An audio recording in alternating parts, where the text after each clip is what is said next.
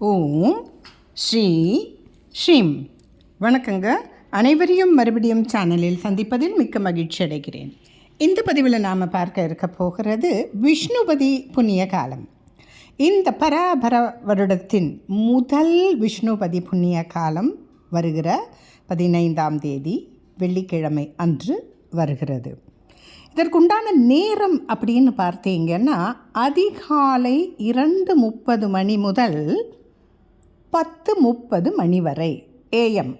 2:30 ஏஎம்மிலிருந்து 10:30 AM வரைக்கும் இருக்கிற காலத்தை தான் நாம் விஷ்ணுபதி புண்ணிய காலம் அப்படின்னு கொண்டாடுகிறோம். இது நிறைய யுகங்களாக கடைபிடித்துப்பட்டு வந்து கொண்டிருந்த ஒரு விஷயம். சற்றே மறைந்து போனது. அடியேன் குருநாதர் அருளால் இது எல்லாம் பஞ்சாங்கத்தில் இருக்கத்தான் செய்யுது. நிறைய குருமார்கள் இதையெல்லாம் சொல்லியிருக்காங்க. குறிப்பாக திரு வேங்கடராம சித்தர் அப்படிங்கிற அடியனுடைய குருநாதர் நிறைய இதை வலியுறுத்தி நிறைய இடங்களில் இதை நம்ம அடியார்களோடு சேர்ந்து நிறைய செஞ்சு இப்போ நிறைய பேர் இதை கொண்டாடுகிறார்கள். பிரதோஷம் எப்படி மீண்டும் கொண்டாடப்பட்டு வந்ததோ அந்த வகையில் இதுவும் கொண்டாடப்பட்டு வருகிறது. வருடத்திற்கு ஒரு 4 முறை மட்டும்தான் இந்த நாட்கள், இந்த அற்புத ஒரு நாளானது வரும். வருட துவக்கத்தில் வைகாசி மாதம், மறுபடியும் ஆவணி மாதம், அதுக்கப்புறம் கார்த்திகை மற்றும் கடைசியாக மாசி மாதத்தில் வரும். அந்த மாத பிறப்பைத்தான் நான் இப்படி கொண்டாடுகிறோம் விஷ்ணுபதி புண்ணிய காலம் என்று.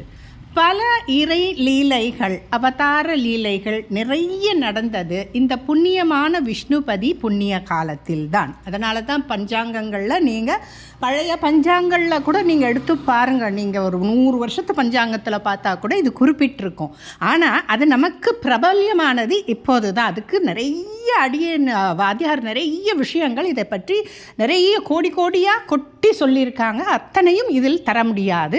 இதற்கு முக்கியமான விஷயங்கள், அன்னைக்கு என்ன கேட்குறோமோ அது கிடைக்கும். நாம் நினைக்கிறது நடக்கும். முறையான பூஜை முறைகளை நாம் செய்து வந்தால், அதே போல் அன்று செய்கின்ற தான தர்மங்கள், இந்த நாளில் நாம் செய்யக்கூடிய பூஜைகள், ஹோமங்கள், யாகங்கள், தான தர்மங்கள், திருக்கல்யாண உற்சவங்கள், இதற்கு தர்ப்பணங்கள், இதற்கெல்லாம் அதீதமான பலன்கள் உண்டு.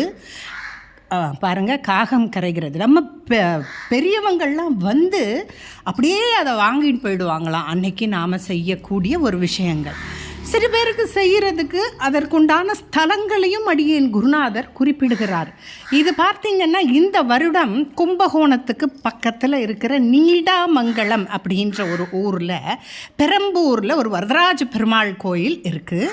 அங்கே இந்த சமயத்துக்கு விசேஷமான ஒரு குறிப்பிடுவாங்க இல்லையா, இந்த நேரத்தில் இந்த இடத்துல பண்ணால் விசேஷம் அப்படி குறிப்பிட்டப்பட்டிருக்கிற இடம். சித்தர்களாலும் அடியேன் குருநாதராலும் குறிப்பிடப்பட்டிருக்க கிரந்தங்கள்லேருந்து நமக்கு கிடைத்த ஒரு விசேஷமான ஒரு விஷயம் அந்த இடம்னு குறிப்பிட்டிருக்கு. ஏம்மா அங்கே மட்டும்தான் போய் பண்ணணுமா? அப்படியெல்லாம் கிடையாது. நிறைய பெருமாள் ஆலயங்கள்லாம் இருக்குது. நின்று இருந்து கிடந்து அமர்ந்து இருக்கிற நிறைய பெருமாள் ஆலயங்கள்லாம் உங்கள் வீட்டுக்கு பக்கத்தில் ஏதோ புராதான கோயில்கள் அப்படி மாதிரி இருக்குதுன்னா அங்கேயும் போய் நீங்கள் செய்யலாம். இல்லை எந்த பெருமாள் ஆலயமோ காலையில் அந்த 10:30 மணிக்குள்ளே அந்த 27 பிரதட்சணம்னு சொல்கிறாங்கல்ல, அது 27 இல்லை, அபிஜித் நட்சத்திரத்துமே சேர்த்துட்டு 28 பிரதட்சணம்னு சொல்லுவாங்க. நீங்கள் அதுக்கு கவுண்டிங்க்குக்காக ஒரு பூவோ சாக்லேட்டோ ஏதோ ஒன்று கையில் வச்சுட்டு அது சுற்றி வந்துட்டு, குறிப்பாக நெல்லி மரங்கள் இருக்கக்கூடிய ஒரு கோயிலான அதிவிசேஷம். உங்களுக்கு மகாலட்சுமி வாசம் செய்யக்கூடிய ஒன்று. வில்வ மரங்கள் இருக்கக்கூடிய கோயிலான அதுவும் விசேஷமானது. அதே போல் பார்த்தீங்கன்னா கோபூஜை அங்கே நடக்கிற விஷயங்களும் ரொம்ப சிறப்பானது. அந்த நேரத்தில் நாம் செய்கின்ற இந்த மாதிரியான பூஜைகள் தனியாக செய்கிறத விட சத்சங்கமாக பலரும் ஒன்று கூடி அந்த பூஜைகளை செய்து நிறைவான தான தர்மங்கள், 1000 பேருக்கு கலியுகத்தில் ஒரு அன்னதானம் இட்டால் அங்கு ஒரு சித்தர் வருவார் என்பது சித்தருடைய வாக்கு. அதனால தான் திரு அண்ணாமலையில் நிறைய பேருக்கு அன்னதானங்கள் கொடுக்கப்படுகிறது. போதும் அப்படின்னு சொல்லக்கூடிய ஒரு விஷயம் எதுன்னு பார்த்தா நம்மளுடைய வயிறு மட்டும்தான். மற்றபடி நம்ம காசா பணமா ஒரு ட்ரெஸ்ஸா வஸ்திரமா எது கொடுத்தாலும் ஏன் இன்னும் கொஞ்சம் கொடுத்துருக்கலாமே, ஏன் இந்த ட்ரெஸ்ஸு கொடுக்கறதுக்கு ஒரு பட்டு வஸ்திரம் கொடுத்துருக்கலாமே, இப்படியெல்லாம் நிறைய வரும்.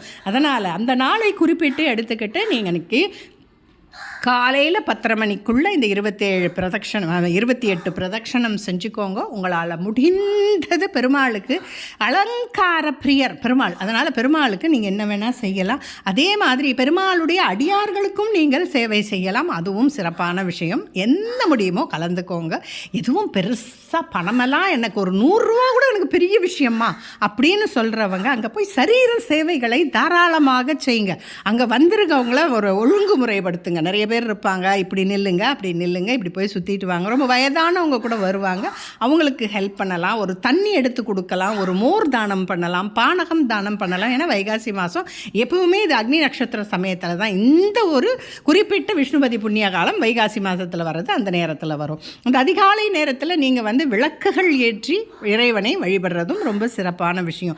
உங்களுக்கு என்ன முடியுமோ அதை செய்யுங்க. யதாசக்தி பக்தி தாங்க பெருமாளுக்கு ரொம்ப முக்கியம். உங்களுக்கு இந்த வகையில் இந்த விஷ்ணுபதி புண்ணிய காலத்தில் நம்ம மனதில் இருக்கிற அத்தனை கோரிக்கையும் நாம் போய் அங்கே இறைவனிடம் சொல்லிவிட்டு அது நல்லபடியாக நடக்கணும், நாடும் மக்களும் நல்வாழ்வு வாழணும், நல்ல செழிப்பாக இருக்கணும், எல்லோரும் சந்தோஷமாக ஒத்துமையாக நிம்மதியாக இருக்கணும். அதுதான் நமக்கு உலகத்தில் எங்கும் அமைதியும் நிம்மதியும் வேணும். அதுதான் இந்த முக்கியமான விஷயம். அதே போல் இதை ஒட்டி நடக்கின்ற ராதா கல்யாணம், சீதா கல்யாணம், இந்த மாதிரி நிறைய கல்யாண வைபவங்களையும் நிறைய பேர் செய்வாங்க.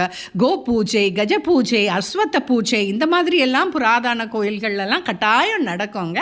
அது உங்கள் ஊரில் உங்கள் வீட்டுக்கு பக்கத்தில் இருக்கிற பெருமாள் கோயிலில் நீங்கள் நடத்தி வைக்கிறதும் அதுவும் பெரிய புண்ணியங்களை தரும். எல்லாரும் ஒரு 10 பேர் 50 பேர் சேர்ந்து இந்த மாதிரி பூஜைகளையும் நாம் செஞ்சுக்கலாம். எனக்கு எதுவுமே வாய்ப்பில்லை, நான் வெளியூரில் இருக்கிறேன், வெளிநாட்டில் இருக்கிறேன், இல்லை ஏதோ காரணம், வயது காரணமாக இருக்கலாம், என்ன இல்லை உடல் நலம் சரியில்லாமல் இருக்கலாம், எப்படி வேணாலும் இருக்கலாம். அப்படி இருக்கிறவங்க அந்த நேரத்தில் வீட்டில் பெருமாளுக்கு தீபம் போட்டு அதை நீங்கள் மாவிளக்காக கூட போடலாம். எப்படியோ ஒரு விளக்குன்றது ஒரு ஜோடியாக விளக்கேற்றணும். அடியேன் குருநாதர் அப்படித்தான் சொல்லி கொடுத்துருக்கிறார்.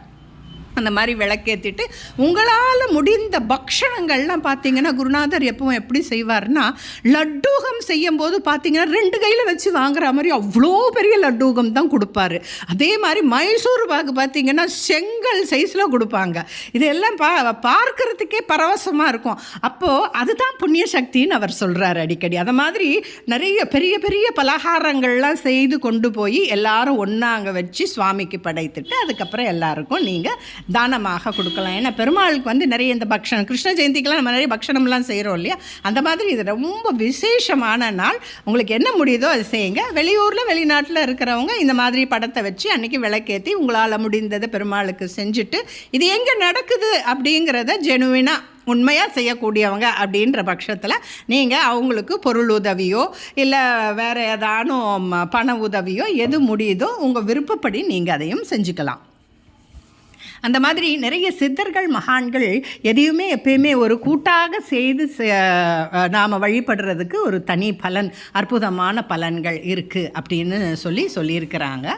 இந்த வகையில் இந்த உரையை நிறைவு செய்து கொள்கிறேன். முடிந்தவர்கள் நீடாமங்கலத்துக்கு அருகில், நீடாமங்கலம் ரயில்வே ஸ்டேஷன்லேருந்து பெரம்பூர் அப்படின்ற ஊரில் தான் இந்த கோயில் இருக்குது. உங்களுக்கு அங்கேருந்து கொஞ்சம் கிட்டக்கத்தான், உங்களுக்கு ஒரு 10 நிமிடம் அங்கேருந்து ஒரு ஆட்டோ தான். பஸ்ஸு வசதி அவ்வளவா கிடையாது, கொஞ்சம் ரேர் பஸ் தான் உங்களுக்கு. அதெல்லாம் சின்ன வில்லேஜ் மாதிரி தான் இருக்கும், உங்களுக்கு கிராமப்புறங்கள் தான் இல்லைங்களா. இந்த மாதிரி அந்த இடத்துல போய் செய்யலாம். இல்லைனா நமக்கு பார்த்தசாரதி கோயில் இருக்குது, திருநீர்மலை கோயில் இருக்குது, இந்த பல்லாவரத்தில் வரதராஜ பெருமாள் கோயில் இருக்குது. இந்த மாதிரி நிறைய உங்களுக்கு மாம்பழத்தில் கோதண்டராமர் கோயில் இருக்குது, மதுராந்திரக ஏரி காத்த ராமர் பெருமாள் கோயில் இருக்குது, அதே போல் திருநின்றவூர் பெருமாள் பக்தவச்சல பெருமாள் இருக்குது. இந்த மாதிரி நிறைய பெருமாள் ஆலயங்கள் இருக்குது. சைதாப்பேட்டையில் ஸ்ரீனிவாச பெருமாள், அந்த மாதிரி நம்ம ஊரில் நிறைய இருக்குது உங்களுக்கு. அது மாதிரி கோயில் நகரம் அப்படின்னு சொல்லப்படுகிறது. பார்த்தீங்கன்னா உங்களுக்கு காஞ்சிபுரத்தில் ஒவ்வொருத்தருக்கும் ஒரு கோயில் இருக்குது. அது மாதிரி கும்பகோணத்தை சுற்றி நிறைய கோயில்கள், மதுரை, திருச்சி எல்லா இடத்துலையும் இந்த மாதிரி கோயில்கள் இருக்குது. எந்த கோயிலும் அந்த கோயிலில் முன்கூட்டியே போயிட்டு இந்த நேரத்தில் இந்த பூஜைகள் செய்யணும், இது விஷ்ணுபதி பூஜை நடக்குதா அப்படிங்கிறத அங்கே கேட்டு தெரிஞ்சுக்கிட்டு செய்யுங்க. இந்த அளவில் இந்த உரையை முடித்துக் கொள்கிறேன். நன்றி. மற்றும் ஒரு பதிவில் உங்களை சந்திக்கிறேன். இந்த பதிவுகளில் உங்களுக்கு பிடித்திருந்தால் கட்டாயம் லைக் செய்யவும், ஷேர் செய்யவும், சப்ஸ்கிரைப் செய்யவும் மறந்து விடாதீர்கள். வணக்கம்.